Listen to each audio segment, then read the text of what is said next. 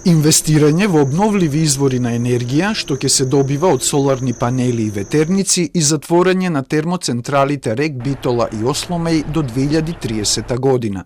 Со оваа стратегија во енергетиката ќе се намали загадувањето на воздухот и неплодноста на населението, смета министерот за животна средина Нуредини.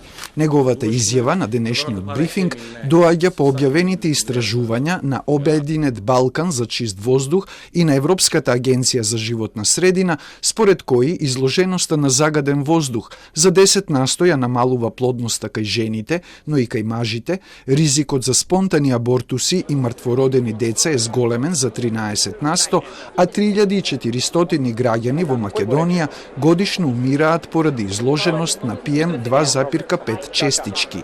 Ние поддржиме не само нашите сам инвестиција као ЕСМ, која инвестира на соларни панели во Осломе сега и има втор проект за 30 мегавати во Битола.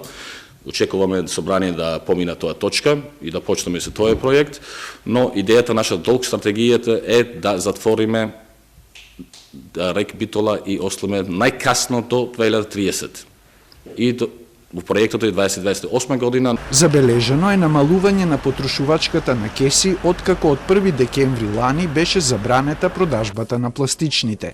За 10 пати е намалена продажбата во маркети каде порано кесите се давале бесплатно, а за 4 пати е намалена во маркетите кои ги продавале.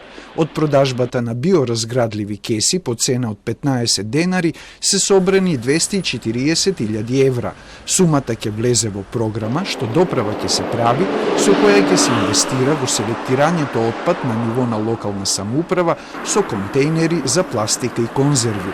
Проблемот со пластични кеси на кои рачките им се исечени, а се користат за пакување на зеленчук и овошје, ќе се решава со зајакнати контроли. Според законот, се што е по-големо 15 микрони, тоа значи дека е кеса за стоки. Дали има како се вика тоа?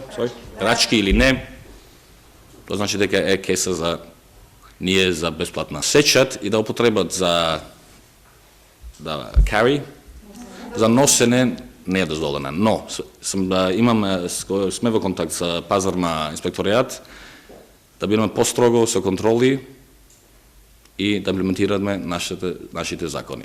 Министерството за животна средина ќе го поддржи формирањето на фонд за животна средина, а привршуваат и подготовките за добивање кредит од ЕБОР во висина од 55,3 милиони евра за изградба на регионални депонии во Русино, Новаци и Василево.